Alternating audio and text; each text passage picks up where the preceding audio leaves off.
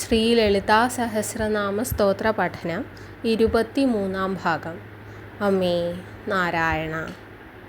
ശ്രീ ലളിതാ ത്രിപുര സുന്ദരിയുടെ 351-ാം നാമം വാമകേശി.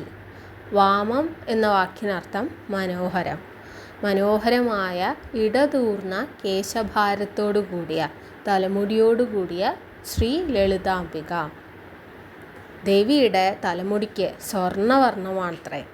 അപ്പോൾ ആ സ്വർണ്ണവർണ്ണമുള്ള ഇടതൂർന്ന കാർക്കൂന്തളിൽ ദേവി അണിയുന്ന ഹെയർ ക്ലിപ്സാണ് വേദങ്ങൾ എന്ന് പറയുന്നത്.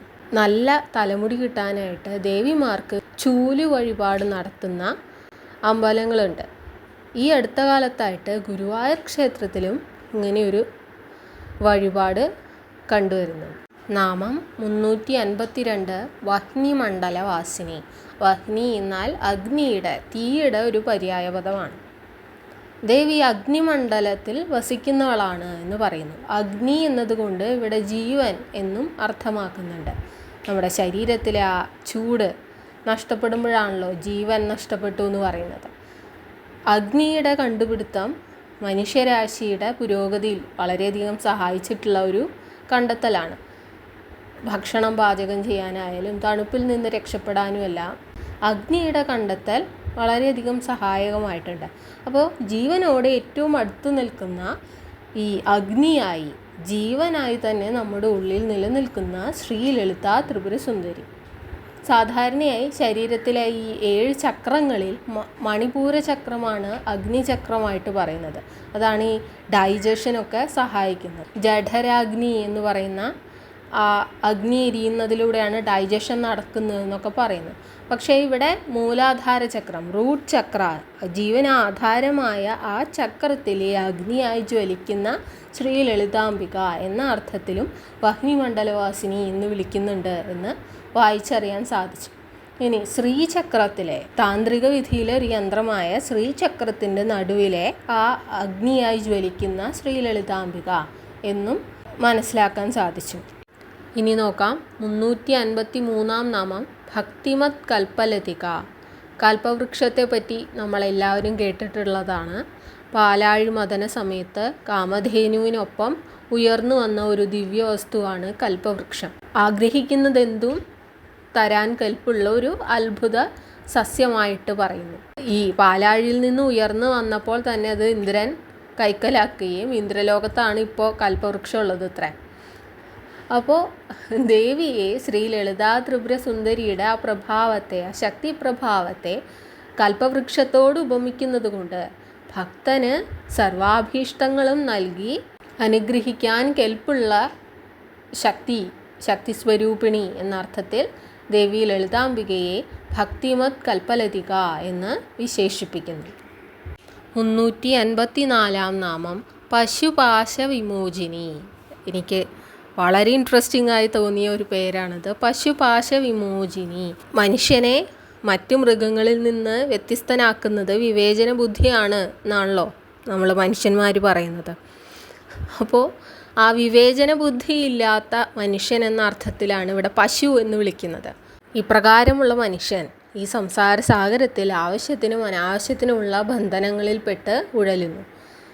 അങ്ങനെയുള്ള ആ പശുവിനെ, ആ വിവേചന ബുദ്ധിയില്ലാത്ത ഈ മായാലോകത്ത് പെട്ട് കൈകാലിട്ടടിക്കുന്ന ആ മനുഷ്യൻ്റെ കർമ്മബന്ധങ്ങളെല്ലാം വേർപ്പെടുത്തി അവന് മോക്ഷപദം നൽകുന്ന ദേവി ലളിതാംബിക എന്ന അർത്ഥത്തിൽ ദേവിയെ പശുപാശ വിമോചിനി എന്ന് വിളിക്കുന്നു. ശ്രീ ലളിതാ സഹസ്രനാമം നല്ലൊരു വർക്ക് ഓഫ് ലിറ്ററേച്ചറാണ് എന്ന് പറയാതെ വയ്യ. ഇപ്പോൾ ഇവിടെ തന്നെ നോക്കൂ, എത്ര തരത്തിലുള്ള ഉപമകളായി നമ്മൾ കാണുന്നു. ദേവിയുടെ കണ്ണുകളെ ചലിക്കുന്ന മീനുകളായി പറഞ്ഞുകൊണ്ട് ദേവിയെ വാമനയന എന്ന് വിളിച്ചു. എനിക്ക് ഏറ്റവും ഇഷ്ടപ്പെട്ടത് ദേവിയുടെ കാലുകളിൽ നിന്ന് വീണ ആ പൂമ്പൊടി ശ്രുതി ദേവതമാരുടെ തലയിലെ സിന്ദൂരമായി മാറുന്നു. അതിനാൽ ദേവിയെ ശ്രുതി സീമന്ത സിന്ദൂരി കൃതപാദാബ്ജതുളിക എന്ന് വിളിക്കുന്നു. ഈ വിധം രസകരമായ വർണ്ണനകളോട് കൂടിയ ശ്രീ ലളിതാ സഹസ്രനാമ സ്തോത്രം ഭക്തിയുടെ ഒരു പോയിൻ്റ് ഓഫ് വ്യൂവിൽ നിന്ന് മാത്രമല്ല, നല്ലൊരു സാഹിത്യകൃതിയായി കൂടി കണ്ട് വായിച്ച് ആസ്വദിക്കാവുന്നതാണ്. നാമം 355 സംഹൃത അശേഷ പാഷണ്ഡ, പാഷണ്ഡന്മാരെ പരിപൂർണമായി സംഹരിക്കുന്നവൾ. അപ്പോൾ ആരായി പാഷണ്ഡന്മാർ? വേദകർമ്മത്തിന് പുറത്തുള്ള ആരാധനാ സമ്പ്രദായങ്ങൾ പിന്തുടരുന്നവർ എന്ന അർത്ഥത്തിലാണ് പണ്ട് പാഷണ്ഡന്മാർ അല്ലെങ്കിൽ പാഖണ്ഡന്മാർ എന്ന വാക്ക് ഉപയോഗിച്ചിരുന്നത്. ഇന്നത്തെ കാലത്താണെങ്കിൽ ഈശ്വരവിശ്വാസത്തിൻ്റെ പേരിൽ ദുഷ്കർമ്മങ്ങളും ദുരാചാരങ്ങളും തുടർന്നു പോരുന്നവരെ പാഷണ്ഡന്മാർ അല്ലെങ്കിൽ പാഖണ്ഡന്മാർ എന്ന് വിളിക്കാം. ഇവരെ മുച്ചൂടും മുടിക്കുന്നവളാണ് ശ്രീലളിത ത്രിപുരസുന്ദരി. ഈശ്വരൻ്റെ പേരിൽ മറ്റുള്ളവരെ വേദനിപ്പിക്കുന്ന തരത്തിലുള്ള കർമ്മങ്ങൾ തുടർന്നു പോരുന്നവരെ നശിപ്പിക്കുന്നവളാണ് ശ്രീ ലളിത ത്രിപുരസുന്ദരി എന്ന് അർത്ഥം. 356 നാമം സദാചാര പ്രവർത്തിക. സംഹൃത അശേഷപാഷണ്ഡ എന്ന നാമത്തോട് ചേർത്ത് വായിക്കാവുന്നൊരു നാമമാണ് സദാചാര പ്രവർത്തിക. സത്പ്രവർത്തികളിൽ ഏർപ്പെടുന്ന ദേവി ലളിതാംബിക. സത്കർമ്മങ്ങൾ ചെയ്യാനായി തൻ്റെ ഭക്തരെയും പ്രചോദിപ്പിക്കുന്നു. നല്ല പ്രവർത്തികൾ ചെയ്യുന്നവരുടെ ഉള്ളിലാണ് ഈശ്വരൻ വസിക്കുന്നത് എന്ന് സാമാന്യമായ അർത്ഥം. ഇനി നോക്കുക, വീണ്ടും അതിമനോഹരമായൊരു ഉപമയാണ്. നാമം 387 താപത്രയ അഗ്നി സന്തപ്ത സമാഹ്ലാദന ചന്ദ്രിക. ദുഃഖമാകുന്ന അഗ്നിയിൽ പെട്ടുഴലുന്ന മർത്യൻ്റെ ദുഃഖഭാരം നീക്കി ആഹ്ലാദമാകുന്ന ചന്ദ്രബിംബം പോലെ അവരുടെ ജീവിതത്തിൽ ജ്വലിച്ചു നിൽക്കുന്ന ശ്രീലളിത ത്രിപുരസുന്ദരി എന്ന് അർത്ഥം. ഈ താപത്രയം എന്നുള്ളത് കൊണ്ട് 3 തരത്തിലുള്ള ദുഃഖങ്ങളെയാണ് പറയുന്നത്. ഏതൊക്കെ ഈ 3 തരത്തിലുള്ള ദുഃഖങ്ങൾ? 1 ആധ്യാത്മിക ദുഃഖം, 2 ആദി ഭൗതിക ദുഃഖം, 3 ആദി ദൈവിക ദുഃഖങ്ങൾ. ഇവയാണ് താപത്രയമായിട്ട് ഭാരതീയ തത്വചിന്തയിൽ പറയുന്നത്. ആധ്യാത്മിക ദുഃഖങ്ങൾ എന്നാൽ ശാരീരികവും മാനസികവുമായ ബുദ്ധിമുട്ടുകൾ കൊണ്ടുള്ള ദുഃഖങ്ങൾ. ഏതൊക്കെ വിധത്തിലുള്ള പ്രശ്നങ്ങളാണ് നമ്മുടെ മനസ്സിനെ അലട്ടിക്കൊണ്ടിരിക്കുന്നത്? ഈ മാനസിക പ്രശ്നങ്ങളെല്ലാം നീക്കി മനസ്സിൽ സന്തോഷം കളിയാടാനായിട്ട് ദേവിയെ ഭജിക്കുക. മനസ്സിന് സന്തോഷം ഉണ്ടാകുമ്പോൾ തന്നെ ശരീരത്തിൻ്റെ വേദനകളും വിഷമങ്ങളും ഒക്കെ പകുതി മാറും. അപ്പോൾ ആധ്യാത്മിക ദുഃഖങ്ങൾ നീക്കുന്നവളാണ് ദേവി ലളിതാംബിക.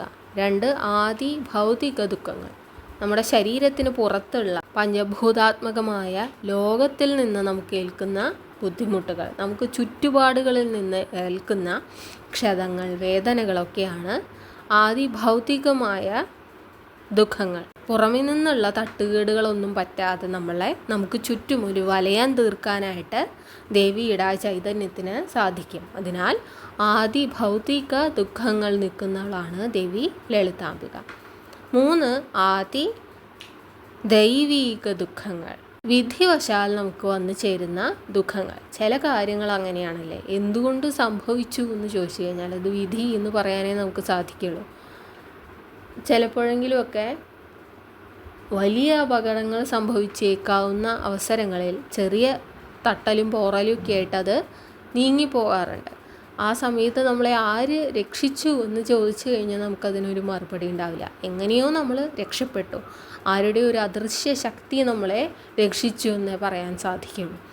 ഈ വിധത്തിൽ വിധി മൂലമുണ്ടാകുന്ന ദുഃഖങ്ങളിൽ നിന്നും നമ്മളെ മോചിപ്പിക്കാനായിട്ട് ആർക്ക് സാധിക്കും? ദേവിയുടെ ആ ശക്തി പ്രഭാവത്തിന് സാധിക്കും. ഈ വിധത്തിലുള്ള താപത്രയങ്ങളും നീക്കി മനസ്സിൽ സന്തോഷത്തിൻ്റെ നിലാവ് പെയ്യിക്കാനായിട്ട് ദേവിക്ക് സാധിക്കും. അതിനായിട്ട് നമ്മൾ ദേവിക്ക് വലിയ വലിയ കാണിക്കകളൊന്നും സമർപ്പിക്കേണ്ട കാര്യമില്ല. ദേവിയെ നിസ്വാർത്ഥമായ മനസ്സോടെ ഭജിച്ചാൽ മതി. നാമം 358 തരുണി. തരുണി എന്നാൽ സുന്ദരിയായ യൗവനയുക്തയായ സ്ത്രീ എന്നർത്ഥം. നിത്യ യുവതിയാണ്, എല്ലായ്പ്പോഴും യൗവനാവസ്ഥയിലിരിക്കുന്ന ദേവി ലളിത ത്രിപുരസുന്ദരി. നാമം 359 താപസ ആരാധ്യ. താപസന്മാരാൽ ആരാധിക്കപ്പെടുന്നവൾ, ഋഷിവര്യന്മാരാൽ പൂജിക്കപ്പെടുന്ന ദേവി ലളിതാംബിക. 360 നാമം തനുമധ്യ. ദേവിയുടെ ഒതുങ്ങിയ അരക്കെട്ടിനെ പറ്റി മുന്നും പരാമർശങ്ങൾ ഉണ്ടായിട്ടുണ്ട്. ദേവിയുടെ അരക്കെട്ട് അവിടെ ഉണ്ടോ എന്ന് തന്നെ സംശയം തോന്നുന്ന വിധം ഒതുങ്ങിയതാണ്. ആ ഒതുങ്ങിയ അരക്കെട്ടിന് ചുറ്റും കിലുങ്ങുന്ന അരഞ്ഞാണം ധരിച്ചിട്ടുണ്ട് ദേവി എന്നൊക്കെ നമ്മൾ നേരത്തെ വർണ്ണിച്ചതാണ്. ഇവിടെയും തനുമധ്യ എന്നതുകൊണ്ട് ഒതുങ്ങിയ സുന്ദരമായ അരക്കെട്ടുള്ളവൾ എന്ന അർത്ഥത്തിലാണ് ദേവിയെ തനുമധ്യ എന്ന് വിളിക്കുന്നത്.